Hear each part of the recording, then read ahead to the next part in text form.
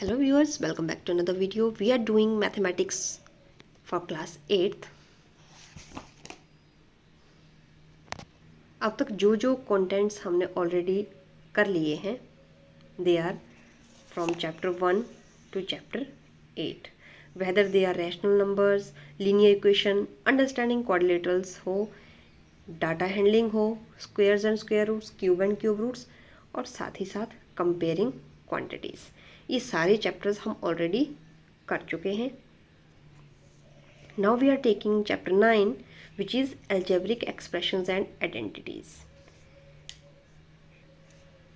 यहाँ पे हम डील करने वाले हैं वेरिएबल्स जैसे कि एक्स वाई जेड, साथ ही उनकी आइडेंटिटीज़ किस तरह से होंगी, वो मोनोमियल, बाइनोमियल, ट्राइनोमियल या फिर पॉलिनोमियल कैसे बनाते हैं, उनका एडिशन, सब्ट्रैक्शन, मल्टीप्लिकेशन, साथ ही साथ डिवीज़न, ये सब कुछ हम इस चैप्टर में देखने वाले हैं. इसका थोड़ा सा इंट्रोडक्शन हमने किया था जब हमने किया था chapter number 2 linear equation one variable. वहाँ पे मैंने आपको इसकी थोड़ी सी इंट्रोडक्शन दी थी. थोड़ा और जान लेते हैं इनके बारे में. मान लीजिए आपके पास दो पॉइंट्स हैं किसी लाइन में ए और बी, जिनके बीच में जो ये टोटल डिस्टेंस है उसे हम ले रहे हैं एक्स. अब एक और पॉइंट ले लेते हैं हम बी टू सी, और बी से सी के बीच की डिस्टेंस है हमारे पास 5. तो अगर हमें ए से सी में एक्सप्रेस करना होगा तो ए सी को हम क्या बोलेंगे कि पहले तो हमारे पास एक्स था, फिर इसमें कितना ऐड किया कि हमारे पास ए सी आ गया, दैट इज़ 5. तो ए सी को हम एक्सप्रेस कर सकते हैं एक्स प्लस 5, और एक्स प्लस 5 क्या कहलाएगा, एक एक्सप्रेशन. ठीक है. उसी तरह से अगर मैं ले लेती हूँ 2y माइनस 5, तो ये भी क्या है, एक एक्सप्रेशन. एक 3x² अगर मैं ये ले लेती हूँ तो ये भी क्या है, एक्सप्रेशन, एक्सप्रेस करने का तरीका. ठीक है. अब कोई एक्सप्रेशन मान लीजिए हमारे पास है 4x प्लस 5. किस चीज़ को हमने इस तरह से रिप्रेजेंट किया, x क्या है आपके पास, एक वेरिएबल है. इसमें दो टर्म्स हैं. फर्स्ट टर्म है आपकी 4x और सेकंड टर्म है आपकी 5. दो टर्म्स को मिला के ये बना है. अगर हम बात करें पहले वाली टर्म की, तो वेरिएबल x का कोफिशिएंट, कोफिशिएंट मीन्स जो न्यूमेरिक टर्म उसके साथ अटैच होगी, what is this, which is 4. Coefficient क्या होगा इसमें, 4.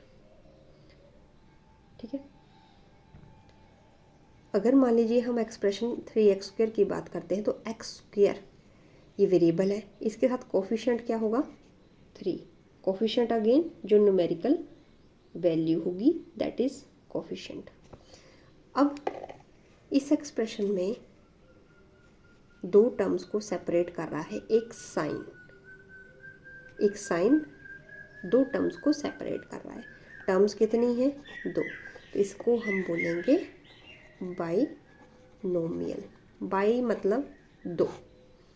अगर हमारे पास यही होता ओनली, जैसे कि 3x² है, यही होता, इसमें कोई और साइन नहीं है, प्लस माइनस कोई और टर्म हमें नहीं दिखाई दे रही है, अटैच है या सब्ट्रैक्ट हो रही है, नो. देन इस एक ही टर्म है, इसे हम बोलेंगे मोनोमियल. अगर इसी तरह से मान लीजिए हमारे पास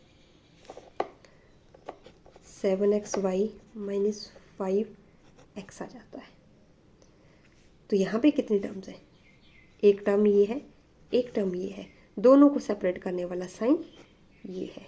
दो टर्म्स हैं, ये भी अगेन क्या हो गई, बाइनोमियल. अब मैं एक और एग्जांपल ले लेती हूँ, जैसे 2x प्लस वाई प्लस 1.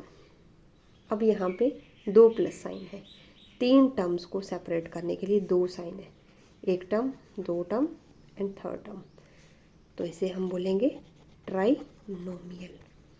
इसी तरह से मान लीजिए आप इसमें एक और टर्म ऐड कर देते हैं, तो ये 3 से ज़्यादा हो गया, तो इसे हम बोलेंगे poly. Poly means many, polynomial, इसे हम बोलेंगे पॉलिनोमियल.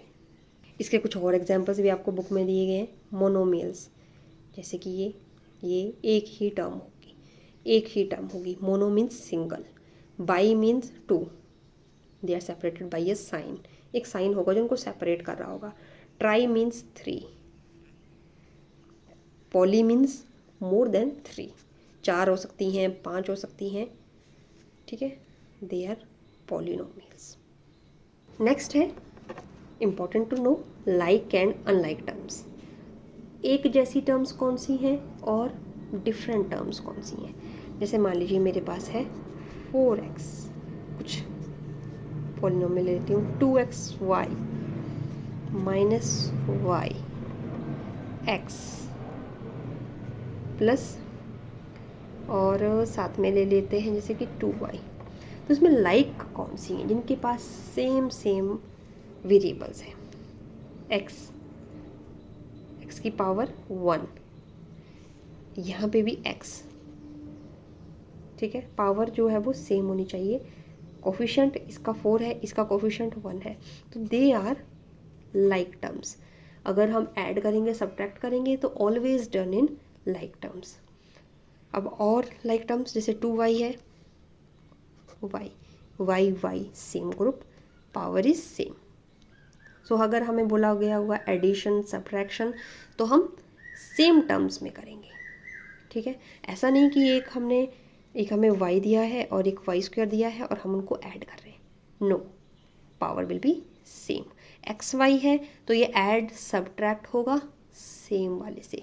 अगर कोई और एक्स वाई वाली टर्म हमारे पास आ जाती है, सपोज वी हैव 6xy, तो अगर ऐड करना है सब्ट्रैक्ट करना है तो सेम वाले से, ठीक है, same add will in same thing और सब्ट्रैक्ट भी करेंगे फ्रॉम द सेम थिंग।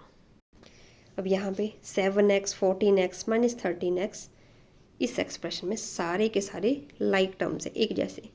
अब हमारे पास 5x स्क्वायर है कि इसकी पावर भी एक जैसी हो, कोफिशिएंट डिफरेंट चलेगा बट पावर और वेरिएबल सेम हो, एक्स स्क्वायर कोई वेरिएबल हमें दिख रहा है, yes, minus 9x square same variable is.